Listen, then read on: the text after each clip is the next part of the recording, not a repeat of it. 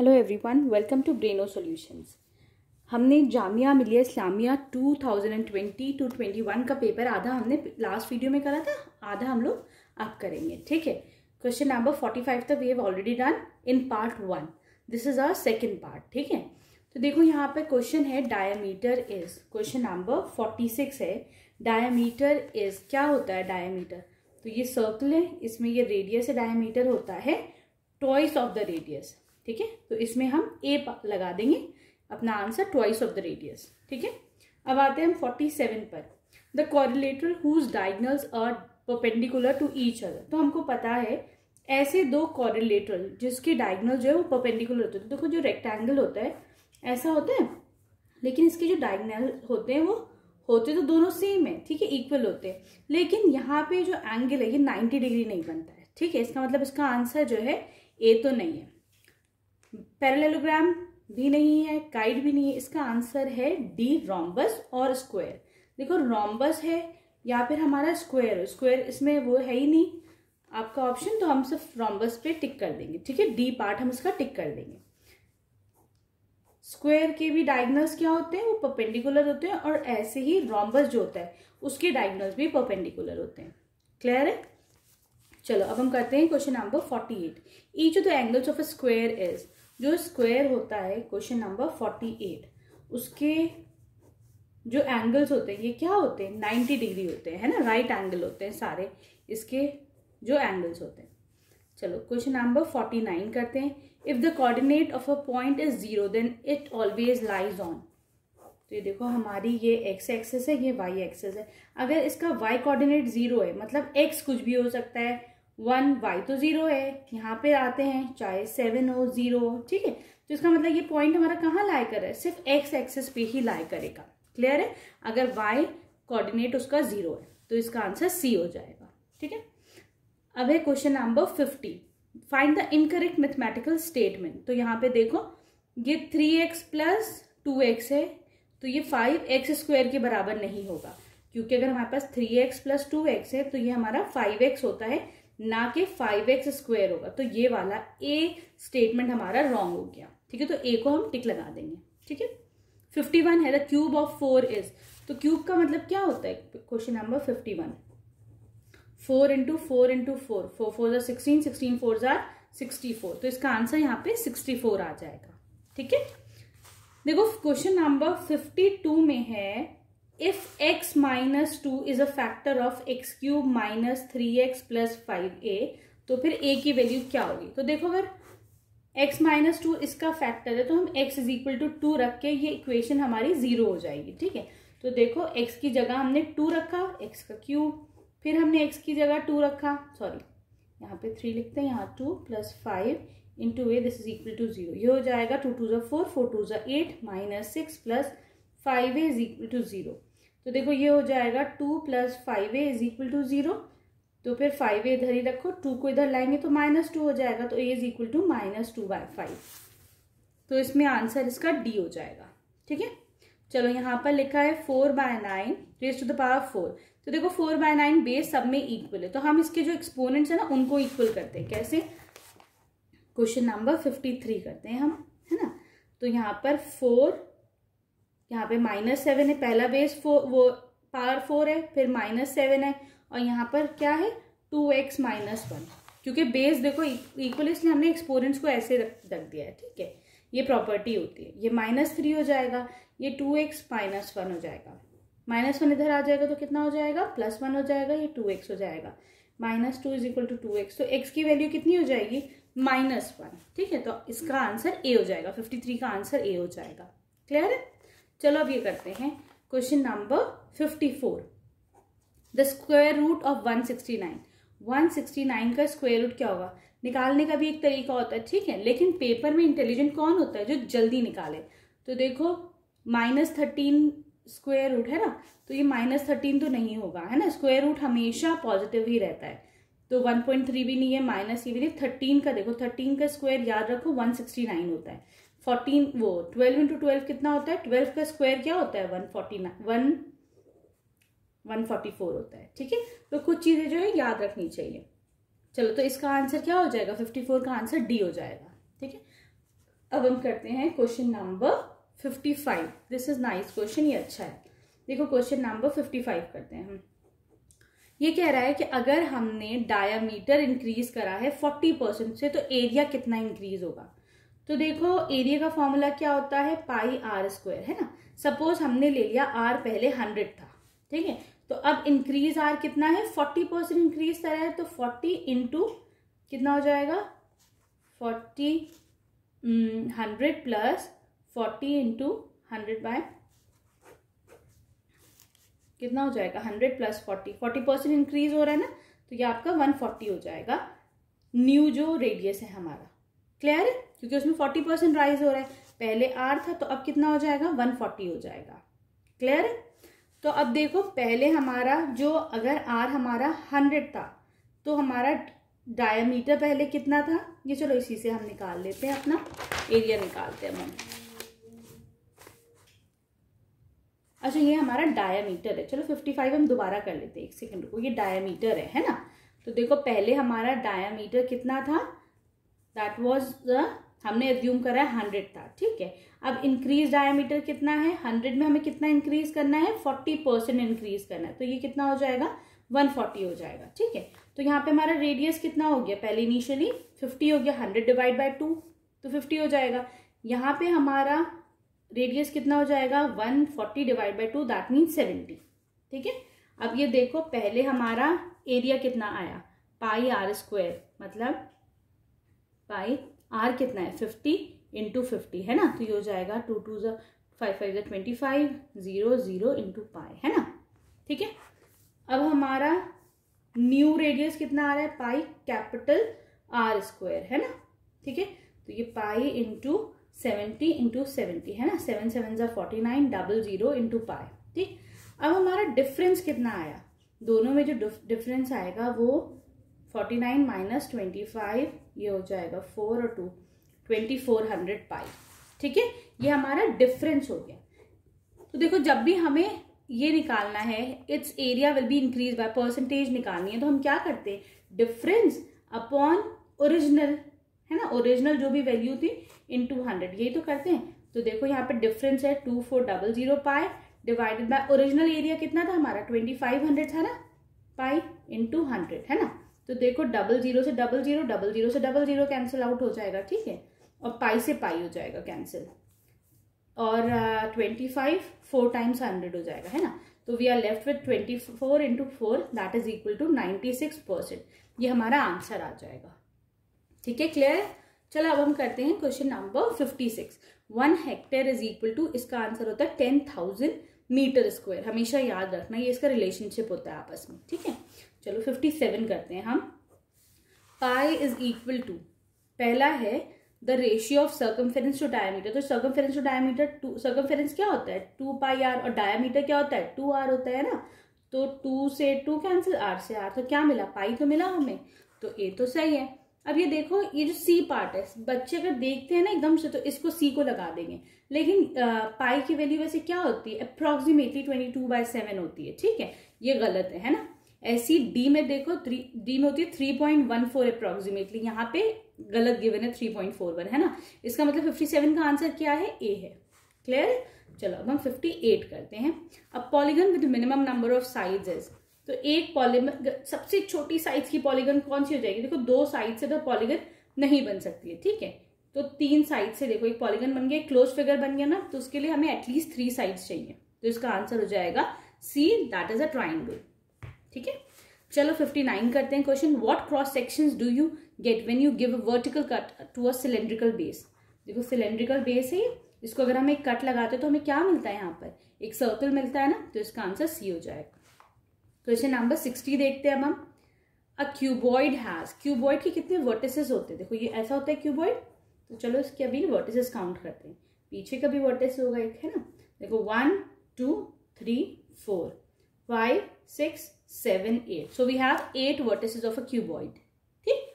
चलो 61 करते हैं। वैल्यू ऑफ 61 कर रहे हैं 2x इंटू माइनस 3x, है ना। तो ये कितना हो जाएगा, देखो प्लस माइनस को मल्टीप्लाई करोगे तो माइनस आएगा, 2 3 6, x into x, x square, so the answer will be -6x², D हो जाएगा इसका आंसर, ठीक है। 62 है a dash is a skeleton outline of a solid that can be folded to make it. तो देखो एक नेट क्या होता है, नेट होता है बेसिकली अगर क्यूबॉइड है ना, तो आपके पास अगर क्यूबॉइड है, हम अगर इस क्यूबॉइड को ओपन कर दें तो ये क्यूबॉइड कैसा हो जाएगा, ऐसे ही तो हो जाएगा, है ना। पेपर से लोग जब कट करते हैं, देखो जब बोलते हैं ना पेपर मॉडलिंग क्लास होती है, उसमें क्या करते हैं कि किसी भी चीज का एक नेट बनाते हैं, एक आउटलाइन बनाते हैं, फिर उसको हम लोग फोल्ड करके वो स्ट्रक्चर बना देते हैं, है ना। तो इसका आंसर जो है डी आ जाएगा, नेट। 63 है which the following is not a binomial. Binomial क्या होता है, जिसमें दो टर्म्स होते हैं, बाय मीन्स टू, है ना। तो देखो m प्लस एन 2 टर्म्स है, m माइनस एन सी में है, इसमें भी 2 टर्म्स है, m square minus n square, तो देखो एक टर्म ये है, एक टर्म ये है। लेकिन b वाले में m इंटू एन, यहाँ पे ये एक टर्म है, that means this is not a binomial. तो 63 का आंसर बी हो जाएगा, ठीक है। चलो नाउ वील डू 64। 64 है if the length of each side of a equator triangle is L, तो उसका पेरीमीटर क्या होगा। तो देखो अगर एक हमारे पास 64 वी आर डूइंग, एक ट्राइंगल है जिसका एक साइड एल है तो दूसरा एल, तो पेरीमीटर कितना हो जाएगा, l plus l plus l, this is equal to 3l, ठीक है। चलो अब हम करते हैं क्वेश्चन नंबर 65। 65 में the compound interest on ₹30,000 7% per annum for a certain time is ₹4,347। तो हमको दो फॉर्मूले पता है, एक तो ये पता है कि compound interest is equal to amount minus the principal, दूसरा क्या पता है, amount is equal to p into 1 plus r upon 100 to the power n। n क्या है यहाँ पर, टाइम है, इसको तुम t भी ले सकते हो इफ यू विश। चलो यहाँ पे कंपाउंड इंटरेस्ट गिवन है और प्रिंसिपल गिवन है ना, अमाउंट निकाल लें तो अमाउंट हो जाएगा compound interest plus the principal. Compound interest कितना है यहाँ पर, प्रिंसिपल है 30,000 प्लस कंपाउंड इंटरेस्ट है 4347, इनको हम ऐड करेंगे तो आंसर आ जाएगा 43347, ठीक है। This will be your amount, लेकिन हमें बताना है कितने टाइम में ये अमाउंट होगा, ठीक है। तो हम क्या करेंगे, 34347 इज इक्वल टू 30,000, इस वाले फॉर्मूले में लिख रहे हैं हम, इंटू 1 प्लस आर कितना है यहाँ पर, रेट ऑफ इंटरेस्ट है 7 टू द टाइम t, ठीक है। अभी देखो 30,000 नीचे ले आते हैं हम, ठीक है, तो ये इतना आ गया, ठीक। ये कितना आ जाएगा जब इसको हम एलसीएम लेंगे, तो 100 प्लस 7 हो जाएगा 107 डिवाइडेड बाय, ठीक। अब देखो इसमें 3 से डिवाइड कर दिया ना, 3 1 जा 3 और 0 0 0 0, 3 1 जा 3 3 1 जा 3, 3 4 जा 12, एक बचा 3 4 जा 12, 2 बचा 3 9 जा 27, तो वी हैव 11449 डिवाइडेड बाय 10,000, ठीक है। तो देखो ये क्या है, ये बेसिकली 107 का स्क्वायर है, ये वाला जो नंबर है, ठीक है, और ये किसका है, ये 100 का स्क्वायर है। तो मैं ऐसा कर दूं, इन दोनों स्क्वायर को हटा के बाहर ही एक स्क्वायर लगा दूं, ठीक है। तो अब देखो ये जो n की वैल्यू है वो क्या हो जाएगी, n is equal to 2 years, है ना। तो ये आगे हमारा आंसर, चलो ना, तो इसमें आंसर ए है, 65 का आंसर 2 ईयर्स। अब करते हैं हम 66। The ratio of 3 kilometres to 300 metre, ये कितना हो जाएगा, 3 किलोमीटर को मीटर में करो, 1000 metres divided by 300 into metres पहले से, तो मीटर से मीटर कैंसिल, 00 से 00 कैंसिल, 3 से 3, तो आंसर आ जाएगा 10:1, ए इसका आंसर आ जाएगा, ठीक है। चलो अब हम करते हैं 67। What will be the unit of, ये नंबर है 15625, इसका क्यूब रूट निकालना है, ठीक है। क्यूब रूट पूरा नहीं निकालना है, बस उन्हें बताना है कि यूनिट डिजिट में क्या आएगा। तो देखो यहाँ 5 है ना, अगर मैं 5 को 5 5 जा 25 इंटू 5 करती हूँ तो 125 आता है, मतलब 5 का अगर क्यूब करते हैं तो लास्ट में 5 आता है ना। इसका मतलब इस नंबर के भी लास्ट में 5 है, तो एक ऑप्शन ये 5 हो सकता है, ठीक।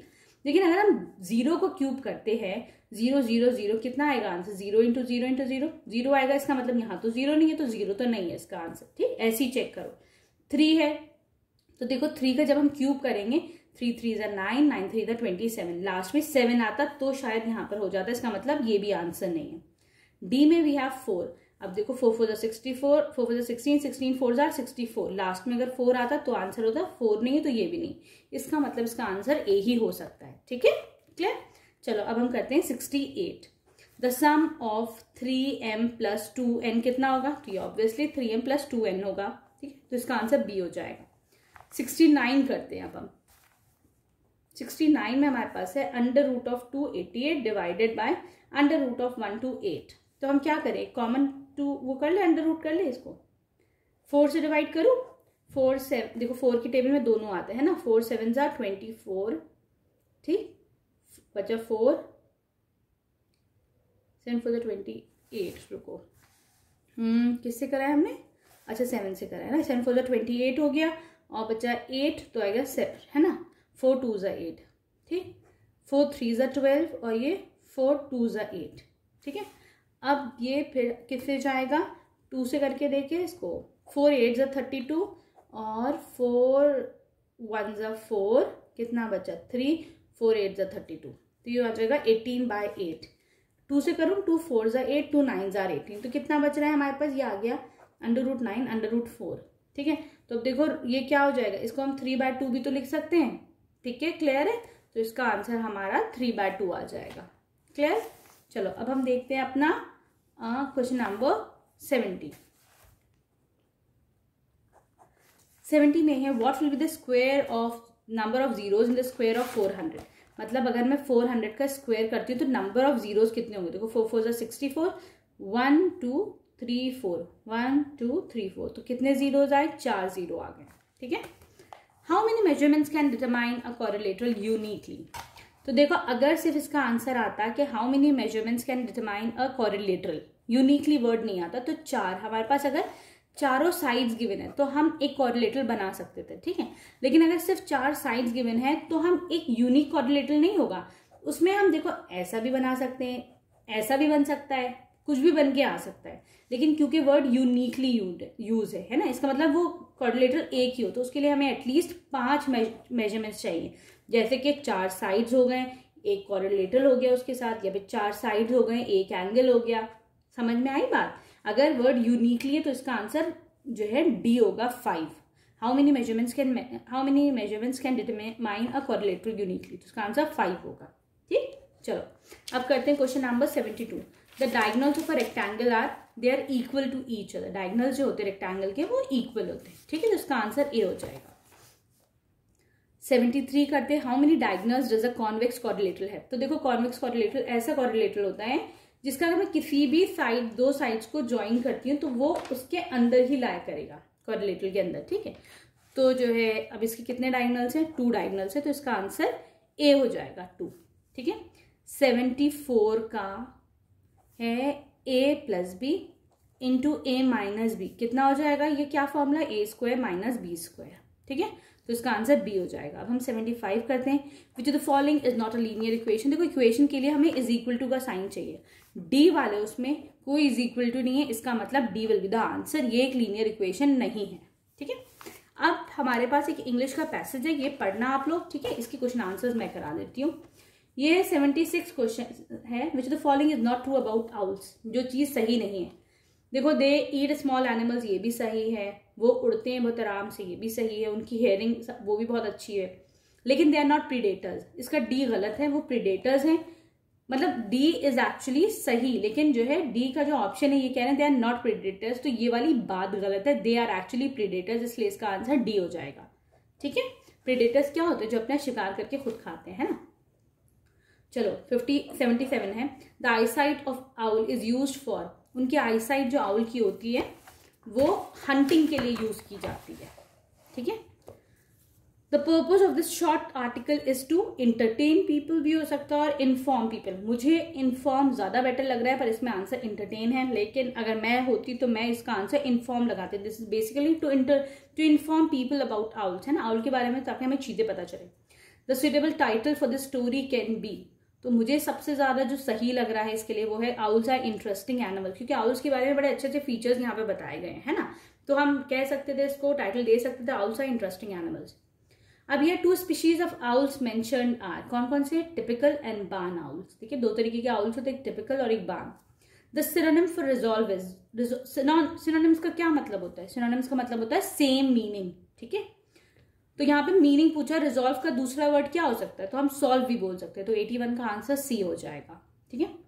82 है, this antonym of follow is, follow का मतलब क्या होता है, किसी के पीछे चलना, है ना, एंटोनिम का मतलब क्या होता है, ऑपोजिट। याद रखना हमेशा कि सिनोनिम का मतलब होता है मीनिंग, बच्चे यूजुअली इसी में ही कंफ्यूज हो जाते हैं। और एंटोनिम का मतलब क्या होता है, ऑपोजिट। तो यहाँ पे हमको ऑपोजिट बताना है फॉलो का। फॉलो मतलब पीछे चलना किसी के, है ना, उसका ऑपोजिट क्या होगा, लीड करना। तो यहाँ पे आंसर हो जाएगा ए, लीड करना। ठीक है। 83 है मार्क्ड बाय और शोइंग ब्रेवरी। तो इसका आंसर है वेलियंटली। कोई जो अगर बहुत बहादुरी से कुछ काम करता है उसको वेलियंटली बोलते हैं। ठीक है। 84 है the formal study of arts specially in relation to the idea of beauty. Aesthetics word use करा जाता है ब्यूटी के लिए। ठीक है। कोई चीज बहुत खूबसूरत है, बोलते हैं wow it has got such so much of aesthetics. ठीक है। The boys have been playing football for 3 hours, ये इसका सही हो जाएगा आंसर। ठीक। लेकिन अगर देखो, अगर ये वर्ड होता मंडे आता, the boys have been playing football, Monday है तो फॉर और सिंस में अगर हमें लगाना होता तो हम पता है क्या लगाते हैं, सिंस लगाते हैं। एक पर्टिकुलर अगर टाइम होता है ना तो उसमें सिंस लगाते हैं। और फॉर यहाँ पे क्यों लगाया, क्योंकि पिछले 3 घंटे से बच्चे खेल रहे हैं, पता नहीं है कि 3 घंटे कौन से वाले हैं, 1 से 4 है कि 5 से 8 है। ठीक है। तो इसलिए फॉर लगाया यहाँ पर। तो the boys have been playing football for the past 3 hours।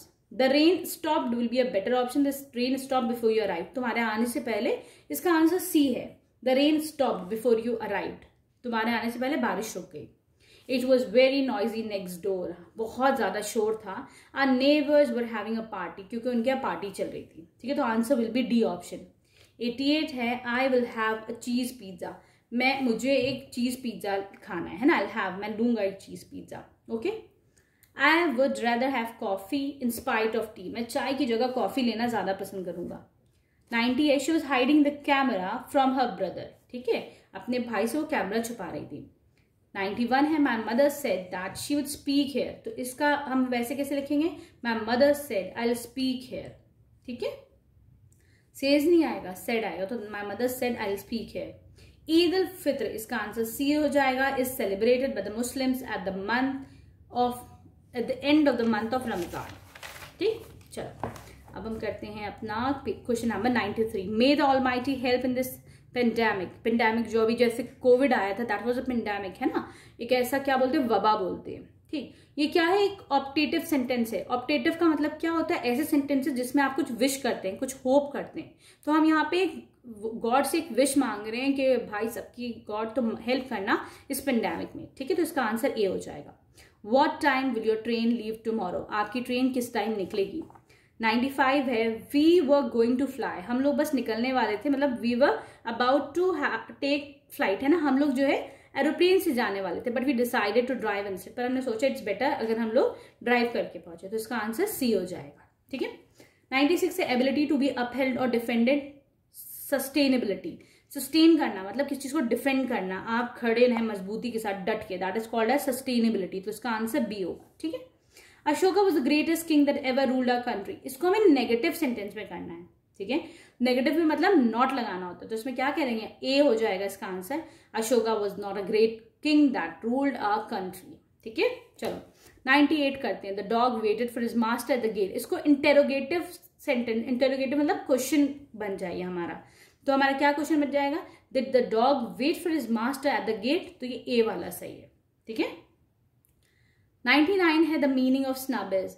Snub का मतलब होता है किसी को इंसल्ट करना, इग्नोर करना। ठीक है। अगर हमने किसी को इग्नोर करा, इंसल्ट करा, that is called as snubbing, है ना। It is not a good thing. कभी किसी को स्नब नहीं करना चाहिए एक दूसरे को। ओके।